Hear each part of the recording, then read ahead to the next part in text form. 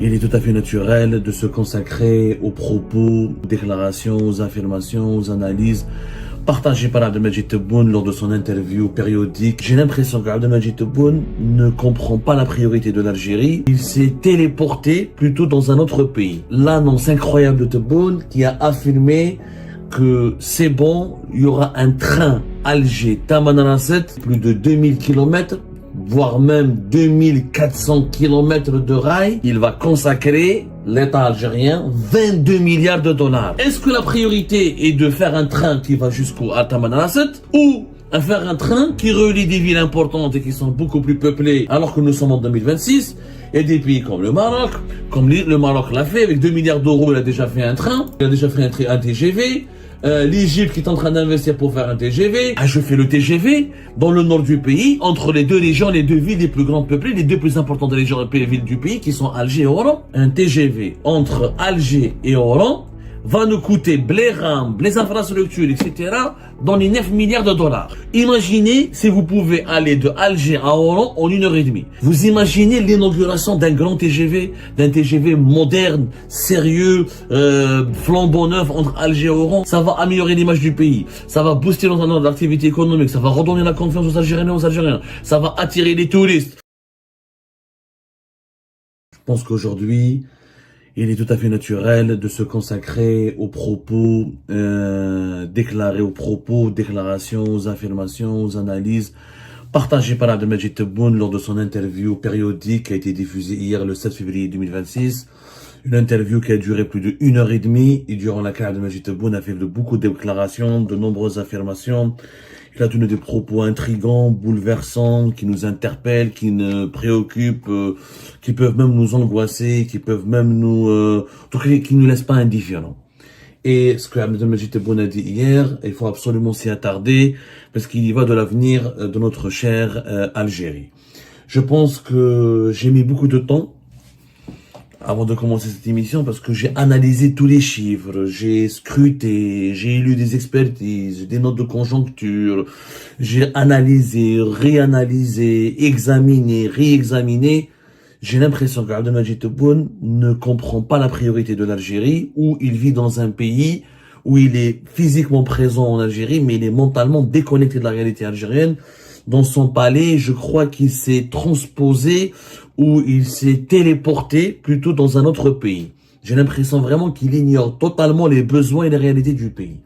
Nous allons commencer la journée par l'annonce incroyable de Tebboune qui a affirmé que c'est bon, il y aura un train Alger-Tamanrasset, c'est-à-dire un train qui va parcourir plus de 2000 km, voire même 2400 km de rail, depuis Alger jusqu'à Tamanrasset, qui est la plus grande ville de l'extrême sud du pays, d'ici fin 2028. Et il a annoncé que d'ici 2026 ou d'ici le premier semestre de l'année 2027, il y aura un train qui va relier Alger à Adrar, l'autre ville moins grande que Tamanrasset, mais une ville importante du sud algérien. Et il a donné un chiffre qui donne vraiment le tournis, c'est que lui, il va consacrer, l'État algérien, 22 milliards de dollars. 22 milliards de dollars pour ramener le train vers les villes du sud et de l'extrême sud du pays. 22 milliards de dollars, c'est entre 7 à 10% de notre PIB. De toute la richesse nationale que nous créons. 22 milliards de dollars. Le projet, c'est quoi? Pour être tout à fait concret et pour être pédagogique, le projet est donc de lancer un train qui va relier l'Arwat Gherdaya, Gherdaya El Menia. Ensuite, d'El Menia, il y a un projet de train qui doit relier Timimoun, Adrar. Et un autre projet de El Menia vers de Ain Saleh, Tamanrasset. Et donc, on aura le grand train transsaharien ou le train du désert l'Algérie va se doter d'un méga chemin de fer qui permettra de relier l'ensemble du territoire algérien. Je rappelle qu'entre Alger et Tamanrasset, c'est presque 2000 kilomètres. Entre Alger et Adrar, c'est plus de 1400 kilomètres. Et donc, pour relier, pour construire tout ça et pour mettre en place un tel train qui va relier le nord à l'extrême sud, il faudra construire plus de 2400 kilomètres de rails. 22 milliards de dollars. Bien sûr, qui dira, il n'y a pas que les rails, il y a des ouvrages d'art, il y a des viaducs, il y a des tunnels, il y a des travaux qu'il faut mener, il y a des terrains ou des terres qu'il faut viabiliser, il y a, comme on a vu avec le train Raj Bilet Bachar, ça coûte extrêmement cher de construire un train dans le désert. On ne construit pas un train dans le nord ou dans les plaines ou sur les hauts plateaux, comme on construit un train dans les déserts où il y a du l'ensablement, il y a les contraintes techniques, géologiques. Donc il faut naturellement des investissements colossaux. Et le chiffre de 22 milliards de dollars qui a été évoqué par Abdelmadjid Tebboune lui-même hier, qui a reconnu par ailleurs que l'Algérie n'aura pas tout cet argent, ça coûte énormément cher et qu'il va pas lui-même, il a reconnu que ça risque de compromettre les richesses du pays, donc il va recourir à l'endettement. Enfin, Abdelmadjid Tebboune, qui a toujours diabolisé l'endettement extérieur, qui a toujours dit que l'endettement extérieur est une violation de la souveraineté et est une menace contre la souveraineté du pays, il l'avoue lui-même, qu'ils ont contacté la Banque africaine de développement, que le gouvernement algérien est en train de négocier un prêt de 3 milliards de dollars pour la réalisation du premier tronçon de ce train du Grand Sud, qui est El Menia Gherdaya. C'est un crédit, c'est un prêt que l'Algérie va rembourser sur 13 ans. Ça, on sait au moins comment on va financer El Menia Gherdaya. Sur une distance en voiture, là, Menia Gherdaya, c'est pratiquement 300 km à peu près. C'est 200, voilà, presque 300 km, 274 km. Déjà ça va nous coûter 3 milliards. Des 3 milliards pour faire le train. Pourquoi? Parce qu'il y a des contraintes techniques, etc. Et on est en plein désert. C'est pour ça, les trains du désert coûtent toujours cher, parce qu'il y a des contraintes, parce qu'il y a des ouvrages d'art, de multiples ouvrages d'art, afin de contourner des terrains hostiles, très accidentés, et qui ne sont pas faits pour le train. Le désert n'est pas fait pour le train. D'ailleurs, même dans les plus grands pays du monde, la Chine et les États-Unis, il y a des régions désertiques où il n'y a pas de train. Il y a certaines régions désertiques où il y a du train, mais ça coûte très très cher. C'est pour ça qu'il faut être un grand pays pour faire un tel projet. L'Algérie aspire à être un grand pays. C'est légitime, c'est louable, c'est ambitieux, ça force le respect. Sauf que c'est en totale déconnexion, et c'est là où l'inquiétude elle est là, c'est en totale déconnexion avec la priorité et les priorités de l'Algérie. Il faut savoir qu'en 2026, selon nos vérifications qui ont été auxquelles nous avons procédé, le budget de l'État algérien pour le ferroviaire dépassera les 3 milliards de dollars. Ça en 2026. Donc, mais il n'y a pas de trace pour les 22, comment l'État va déposer ou comment il va mobiliser les 22 milliards pour arriver pour que le train, parce que 2028 c'est demain. Le train Alger-Adrar, donc normalement mené à directement Timimoun, Adrar, il a dit que c'était en cours de l'année 2027. 2027 c'est l'année prochaine. Pour Tamanrasset 2028, c'est dans 2 ans. Comment on va faire pour mobiliser 22 milliards de dollars, sachant que nous avons une situation financière dans le pays qui est déjà inquiétante, un déficit budgétaire énorme de plus de l'équivalent de 70 milliards de dollars, une dette publique qui est très élevée, et en 2030 cette dette publique elle risque d'atteindre même les 80% de notre PIB, le déficit est estimé à plus de entre 23 et 25% de notre PIB. L'Algérie elle a d'autres besoins en matière d'accès à l'eau, on doit construire du logement, on doit financer l'armée, on doit financer l'éducation. Donc où est-ce qu'on va ramener ces 22 milliards? Moi je me demande là, parce que Tebboune il a juste justifié les 3 milliards de dollars dans le Hijou. Il y a 3 milliards de dollars qui vont venir de la Banque africaine de développement. Et les 22 et les autres, ça veut dire qu'on a besoin, et les 19 milliards de dollars qui seront nécessaires pour faire ce train. Moi, j'aimerais bien savoir où est-il. Il y a déjà un train, normalement en 2026, on va lancer le train L'Arwat El-Menia sur 495 km. C'est un projet qui est acté. L'Arwat El-Menia. Ensuite, Gherdaya Menia. Donc, est-ce que, normalement, peut-être que le train L'Arwat El-Menia va passer par Gherdaya, etc. C'est acté. Mais ça va coûter énormément d'argent. Là, il s'agit de construire 2400 km de rails. C'est énorme. Alors, d'abord, on ne sait pas d'où est-ce que va venir cet argent et comment on va dépenser cet argent sont pesés sur le train, sont pesés sur les finances publiques, les finances du pays. Et troisièmement, est-ce que c'est une priorité? Alors, Je tiens à dire en préambule, j'ai beaucoup de respect pour les habitants du Grand Sud. J'adore le Grand Sud. Je suis peut-être l'un des rares journalistes algériens qui a fait le tour de l'Algérie 3 ou 4 fois. Je connais l'Algérie point par point. J'ai fait toutes les wilayas, toutes les grandes villes et toutes les grandes aires. De Marnia jusqu'à Oumtboul, d'Alger jusqu'à Ingzam. J'ai été à la frontière du Mali, j'étais à Borj Mokhtar, j'étais à Regan, j'ai été à Tindouf, j'ai été à Béchar, j'ai été à Al-Bayt, j'ai fait toutes les grandes villes. J'ai été à Élysée, j'étais à Janet, j'ai fait toutes les wilayas du pays. Maintenant, il ne s'agit pas de parler par sentiment. Toutes les Algériennes et tous les Algériens ont les mêmes droits, on est égaux en matière de droits et en matière de devoirs. Maintenant, quand on développe un pays, quand on gère un pays, parce que la j'étais bonne, il gère pas une épicerie pour dire bah, je vais acheter de la mayonnaise, ou là je vais acheter du ketchup, ou là je vais non, il gère un pays, un État. Quand on gère un État, il y a des plans de développement. Les plans de développement qu'on doit élaborer, ils tiennent compte des priorités et des priorités sont déterminées selon les besoins de la population. La population du sud du pays, il faut savoir que il y a combien d'habitants à Tamanrasset? On est à plus de 150 000, même pas 200 000 habitants à Tamanrasset. Adrar, c'est 100 000 et quelques habitants. Les deux grandes villes du sud, en termes d'habitants, et je dis ces chiffres-là, on les a obtenus via des investigations et des vérifications auprès de sources autorisées gouvernementales. Parce que la démographie en Algérie est un grand tabou. Chaque année, on fait des statistiques sur le nombre des habitants à travers le pays. Mais on n'a jamais, le gouvernement algérien ne publie jamais le nombre des habitants par wilaya.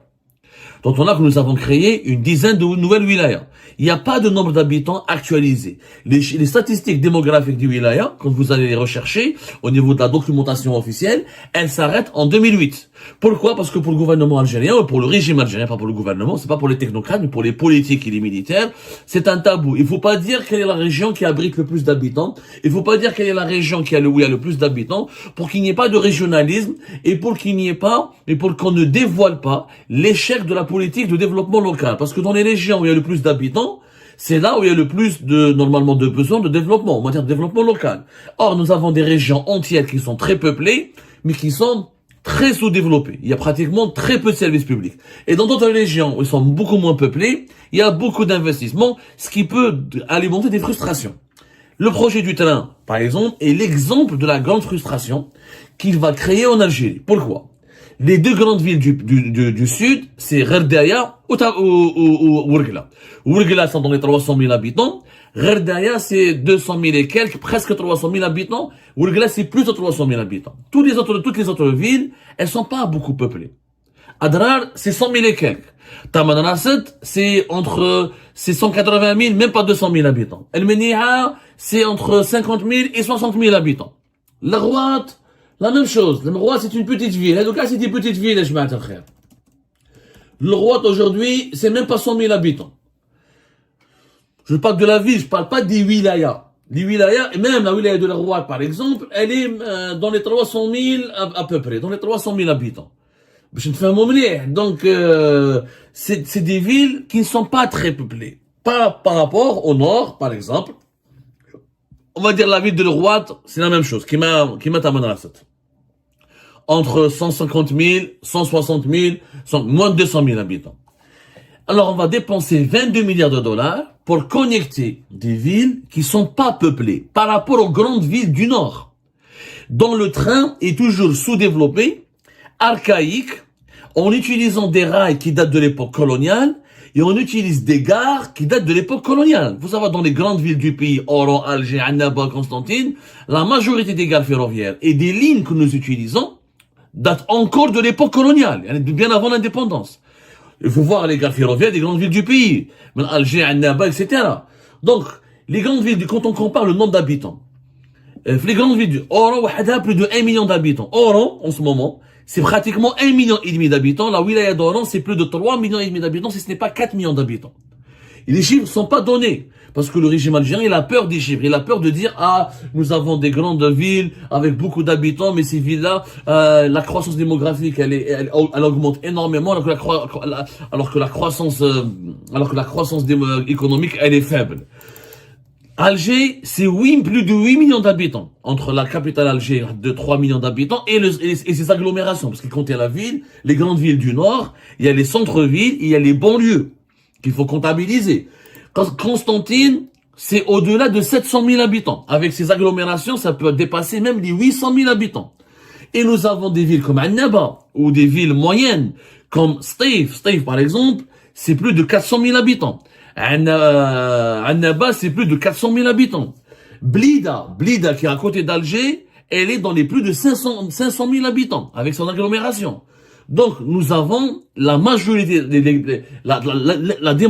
l'intensité démographique, ou la densité démographique, pardonnez-moi, ou la répartition démographique du pays fait en sorte que ce sont les grandes régions du Nord, les grandes villes du Nord qui sont peuplées et de plus en plus surpeuplées. Nous avons donc des grandes villes tentaculaires, comme Alger, Oran, Constantine, au moins 2 grandes villes qui dépassent le 1 million d'habitants, Alger et Oran. Constantine qui bientôt va dépasser le 1 million d'habitants avec ses agglomérations. Et des grandes villes qui ont dépassé les 500 000 habitants comme Blida, comme Sétif, bientôt Tlemcen, Annaba. Tout ça, c'est des villes dont la population ne cesse d'augmenter. Et ça augmente de plus en plus vu la croissance démographique. En bas, nous avons des villes de 3e catégorie, comme Tielt, par exemple, comme Djelfa, comme Saïda. C'est des villes qui commencent à dépasser les 300 000 habitants. Donc, c'est des croissances démographiques très importantes.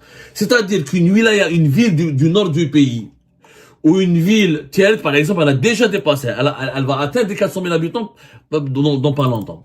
Nous avons donc des villes, des hauts plateaux, de l'intérieur du pays ou du nord du pays, dont la taille, en termes de démographie, dont le poids démographique égale 3 fois plus. Ça, c'est des villes qui sont 3 fois ou 4 fois plus, en moyenne, 3 fois ou 4 fois plus peuplées que les villes du Grand Sud. Et c'est une réalité scientifique. Maintenant, je te dis, Blida, elle est 6 fois plus peuplée, pratiquement 5 fois plus peuplée que Tamanrasset. Stif, elle est 5 fois plus peuplée que Tamanrasset. Constantine, elle est 7 fois plus peuplée que Tamanrasset. 8 fois plus peuplée que Adrar. Donc ça, c'est une réalité démographique. Alors, quand je vois comment le train est géré dans le Nord, par exemple, quand je prends et c'est des villes, il y a des activités économiques importantes. À Sétif, il y a des zones industrielles. À Oran, il y a des pôles économiques, il y a des activités économiques importantes par rapport aux villes du Grand Sud, qui restent malheureusement faibles en termes de taux d'activité économique. Et ça, c'est une réalité scientifique. On n'est pas en train de les discriminer, ces régions-là. On est en train de dire, voilà ce qu'il y a réellement sur le terrain. Quand on prend un train, par exemple, Alger-Sétif, en moyenne, c'est plus de 6h30. 6h30, voire avec les retards, ça peut atteindre les 8 heures. Pour une distance, par exemple, Alger-Sétif, en termes de kilomètres, c'est même pas 300 kilomètres. Est-ce qu'il est normal qu'en 2026, nous avons un train qui met entre 6 heures et 7 heures pour parcourir même pas 3 heures même pas 300 kilomètres. Même en voiture, c'est 3 ans. En voiture, c'est même pas 3 heures. Alger-Sétif grâce à l'autoroute Est-Ouest. Donc, est-ce que la priorité est de faire un train qui va jusqu'au Tamanrasset ou faire un train qui relie des villes importantes et qui sont beaucoup plus peuplées et très peuplées avec des activités économiques importantes, etc. et dont la croissance démographique ne cesse d'augmenter et de décupler? La question, elle est là, elle se pose là. Est-ce que je dois faire un train Alger-Tamanrasset ou Tamanrasset, il n'y a même pas 200 000 habitants, ou je dois améliorer le train qui existe et qui est archaïque entre la capitale et qui fait avec la région environnante de 8 millions d'habitants et la seule ville Wahadha de Sétif, elle a dépassé les 400 000 habitants. En réalité, elle est dans les plus 500 000 habitants si on compte la banlieue. Voilà. Calculons par exemple combien le train la durée du train entre Alger et Oran. Prenons le cas à Alger et Oran, 2 villes millionnaires. Les millionnaires, c'est-à-dire dont les habitants, le nombre d'habitants dépasse les millions. Le train, il n'est pas du tout emprunté. Normalement, en train, c'est 4 heures à 5 heures. En réalité, avec beaucoup de retard, etc., il dépasse les 6 heures. Des fois, ça dépasse les 6 heures. Des fois, avec les retards, ça dépasse les 7 heures, 8 heures. En moyenne, c'est 5 heures, 6 heures. Moi, au lieu si j'étais président de la République en Algérie, j'aurais pris la carte géographique de mon pays. J'aurais dit, écoutez, c'est pas normal. J'ai des gares ferroviaires qui datent de l'époque coloniale dans le nord du pays. J'ai des rails et des chemins de fer qui datent en partie de l'époque coloniale. Ça me coûte beaucoup d'argent de les rénover à chaque fois. et j'ai des trains qui roulent encore entre 80 km et 100 km, parce que les trains sont, les chemins de fer et les vieux et adaptés, et je peux même pas utiliser un train à 160 km, sauf pendant quelques tronçons, sauf au niveau de quelques tronçons bien précis. Alors que nous sommes en 2026, et des pays comme le Maroc, comme le Maroc l'a fait, avec 2 milliards d'euros, il a déjà fait un train, il a déjà fait un TGV, l'Égypte qui est en train d'investir pour faire un TGV, l'Afrique du Sud qui a investi pour faire un TGV, pour développer le TGV, et c'est des pays africains comme nous. Donc la logique, au lieu de faire un train dans le grand désert, qui va me coûter 22 milliards de dollars, je fais le TGV dans le nord du pays, entre les deux régions, les deux villes les plus grandes peuplées, les deux plus importantes régions et villes du pays, qui sont Alger et Oran. C'est la logique pure et simple. Je dépenserai 22 milliards de dollars pour connecter des villes qui sont peuplées de moins de 300 000 habitants, alors que j'ai deux grandes villes de plus de 1 million d'habitants qui sont mal reliées, mal desservies. Et s'il n'y avait pas l'autoroute Est-Ouest, les Drah Bouteflika, pour aller d'Alger à Oran, il faudrait une journée. La logique, j'investis dans les grandes villes du pays. Un TGV entre Alger et Oran va nous coûter les infrastructures, etc., dans les 9 milliards de dollars. On a fait le calcul. Et pour faire un TGV dans les pays européens, en Europe, la moyenne, elle est entre 20 et 25 millions d'euros par kilomètre. En Espagne, elle est par exemple entre 17 et 18 millions d'euros par kilomètre. En Algérie, le tronçon Alger-Oran va nous coûter entre 25 et 30 millions d'euros par kilomètre. On va acheter des rails, etc. On va acheter des rames. Il faut acheter dans les 400 millions d'euros de rames. On va prendre Siemens ou Alstom ou les Chinois ou peu importe. Généralement, c'est les Chinois, c'est les Français, les Allemands, les Sud-Coréens, les Japonais qui font des TGV, etc. Donc, ça va nous coûter exactement dans les 9 à 10 milliards de dollars à tout casser. On va avoir entre 9 et 10 milliards de dollars à tout casser. Et ça, j'élargis, s'il faut, parce que le TGV nécessite des rails modernes, des chemins de fer adaptés, il faut des signalisations. Peut-être ça va nécessiter des ouvrages d'art, mais entre Alger et Oran, on n'a pas beaucoup, on n'a pas beaucoup de difficultés techniques. Et les rails existent déjà. Il faut juste les moderniser et investir dans d'autres équipements. La moyenne, c'est 9 milliards de dollars. Avec 9 milliards de dollars, je prends un train rapide, un TGV qui fera entre 200 et 250 km, et je peux relier Alger à Oran en 1h30. Imaginez si vous pouvez aller de Alger à Oran en 1h30. Imaginez l'impact sur la liberté, la capacité de se transporter, la liberté de mouvement, sur la création d'emplois, sur les investissements, sur comment le TGV, il attire les touristes, il améliore le tourisme local, comme il peut attirer les touristes étrangers. On peut développer une économie de services et on peut surtout développer des investisseurs nationaux ou étrangers pourraient être encouragés à investir à Oran comme à Alger, puisqu'on sera relié par un TGV et ça fera plus le transport. Ça a été toutes les révolutions économiques et industrielles ont été d'abord réalisées grâce à la réduction du temps du transport, à la fluidité du transport, à une plus grande liberté de transport.